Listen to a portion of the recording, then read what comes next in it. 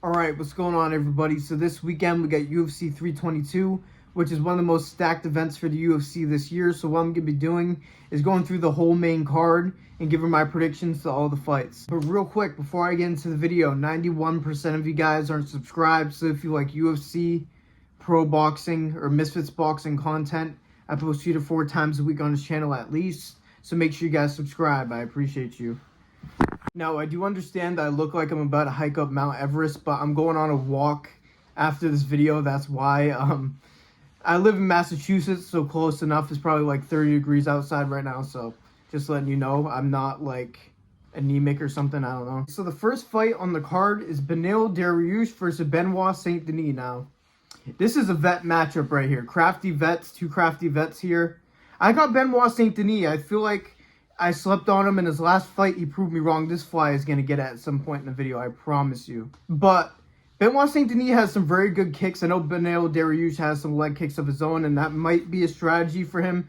This is going to drive me crazy. It might be a strategy for him because Benoit Saint Denis is probably going to be moving around and trying to kick to the body like he likes to do and try to keep on the feet. Because Benoit Saint Denis has some good grappling, but Beneil Dariush probably has a little bit of advantage in that he likes to take somebody down. He likes to control them.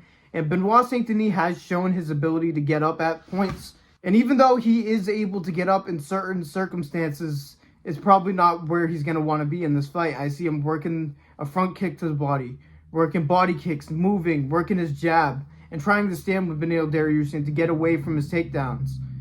And I think he will be able to get up from some of the takedowns that Beneil Dariush gets on him, and I think he's going to be able to TKO him in round 3. So yeah, I got Benoit Saint Denis by TKO in the last round. Next fight, damn, this card is stacked. Leon Edwards versus Carlos Prates. Now, I got Carlos Prates by knockout. I don't know, guys. Leon's kind of on his way out, even though he's really not that old on paper. We know that Leon has shown shades of good striking. He's accurate, but Carlos Prates is a whole different animal. I feel like he has almost effortless power, especially in his straights.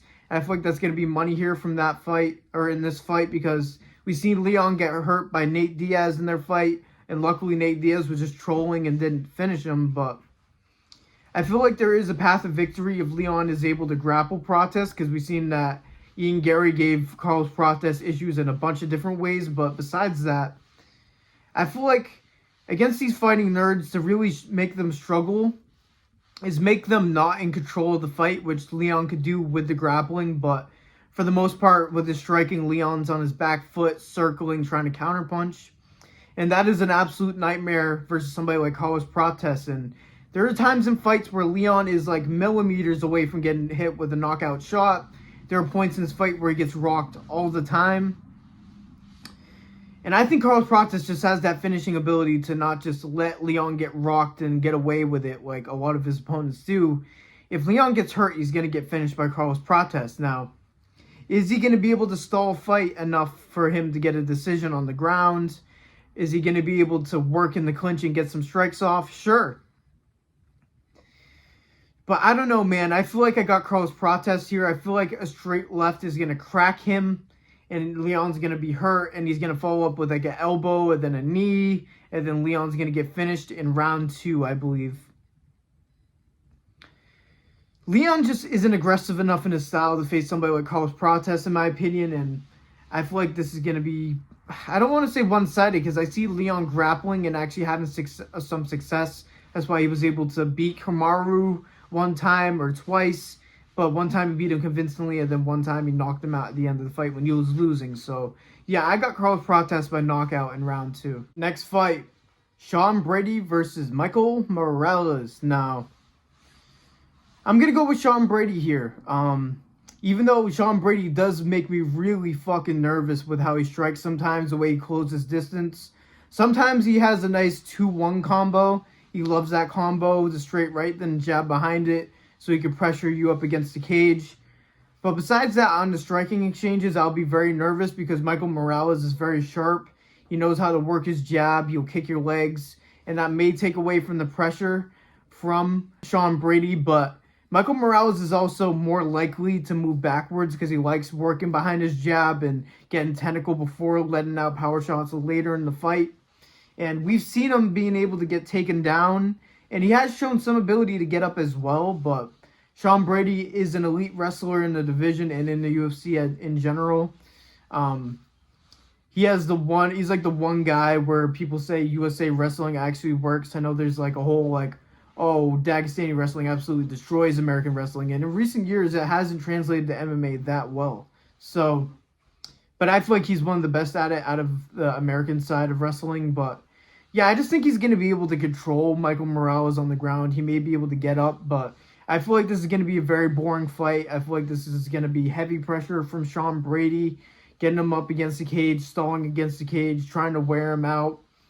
I don't think Sean Brady's going to have any strategy to strike on the feet, but Michael Morales is able to close distance very fast. He can throw a 1-2 from basically halfway across the octagon. He's very long. He can throw front kicks. He can keep distance. So if he's able to keep distance and move and stay away from takedowns, it can be a long fight for Sean Brady and he could get knocked out, but there are too many times where I ignore the wrestling versus striking and then I end up being wrong. So I'm going Sean Brady by decision, maybe unanimous, but we'll see how good Michael Morales is able to get up. Now for the co-main event, Valentina Shevchenko versus Zhang Weili, right?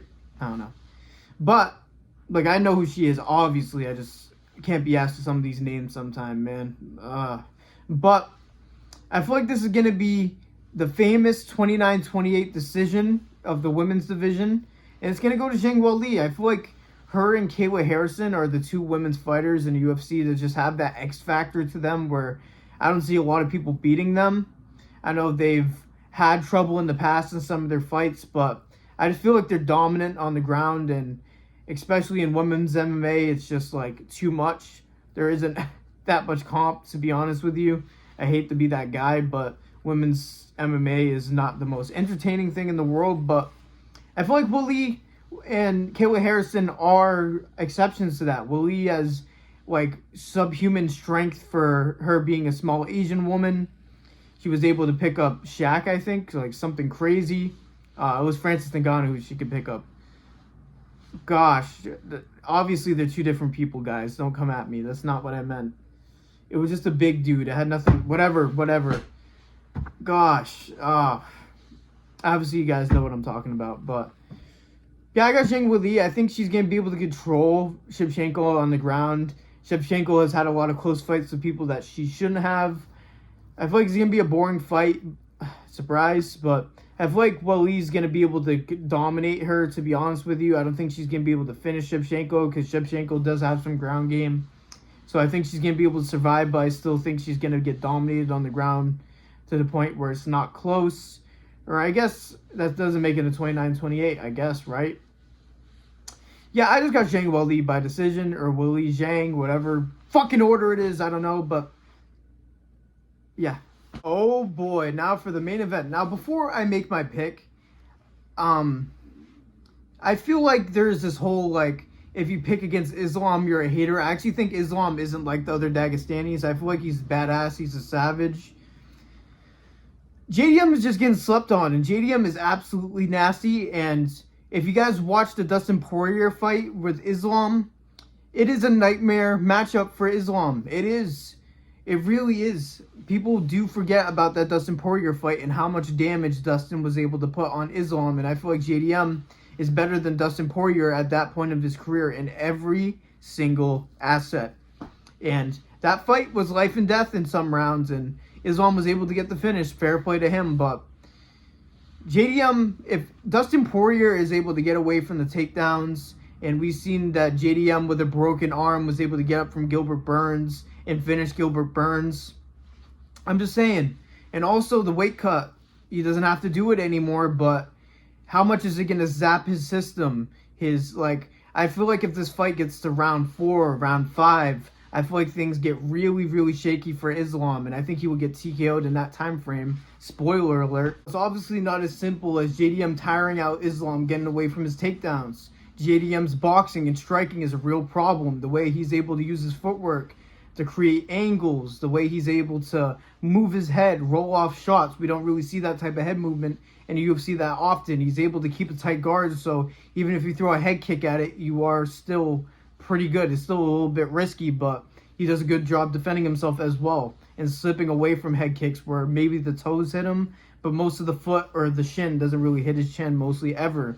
Hopefully not jinxing it right now. But it's not like Islam is incompetent on the feet either. He's really good at sneaking in elbows in close range. That could be there for him when JDM's closing in on a boxing combination. There's good kicks from Islam. He's able to work in the clinch and cause damage there. So there is areas where he's able to cause damage on JDM, but JDM is able to work his jab well and jab to the body, bring it upstairs when you don't expect it, able to explode out of a range after the jab and able to keep distance, front kick to the body. I feel like the movement and the activity of the jab is going to cause Islam problems, and he's going to eventually try to shoot. And I'm sure JDM's going to be able to get Islam's going to be able to get JDM down, but I think JDM's going to be able to get up. I think he's going to be able to sweep under. He's going to be able to reverse position and get up. He's not going to stay down there with Islam. I'm not saying that, but there's a lot of opportunities for JDM to piece up Islam. Islam has a weakness with his striking defense. He does, especially with the boxing. The footwork and the boxing, the jab, the straights are all going to work for JDM in this fight. It's all depending on if Islam is able to submit JDM early, and if he's a pure physical specimen at this weight where he doesn't have to cut weight anymore. Is it going to be a positive or negative? That is a major question mark for this fight. And even though a part of me wants to pick Islam, like, why would you pick against Islam? There's more question marks with Islam now than we've ever seen. And we've seen question marks where the opponents have the question marks with Islam. But now it's a bit different. And people love to say how big Islam is right now. JDM is a big dude as well. And he's big for that weight class. So, and we've seen Dustin Poirier able to out-physical Islam in their fight, reverse position on Islam. And Dustin Poirier is a lot smaller than JDM. I'm just saying. I think JDM will be able to majorly box better than Dustin Poirier did in their fight. He's going to go to the body way more. Dustin was able to go to the body occasionally in their fight, but not enough. And I feel like JDM is going to rip to the body, head, body, head. And I think in rounds 4 or 5, Islam is going to get finished here. I know it sounds crazy, and I'm going to say for sure, if Islam is able to go in there and get an early submission win on Della Maddalena, he's the greatest of all time. Even if he wins in general, it's not because we overhype JDM and blah, blah, blah, blah, blah. Islam is the greatest of all time, and I don't want to hear it. And that will guaranteed be the title of my next video after the event, that Islam is the greatest of all time if he pulls this off. I just don't think so. I think it's 50-50. And I think the advanced boxing from JDM, the footwork, the movement, and being able to get back to his feet, obviously banking on that, I feel like he's going to TKO Islam in round 4 or 5. He's going to jab, body, head, body, head.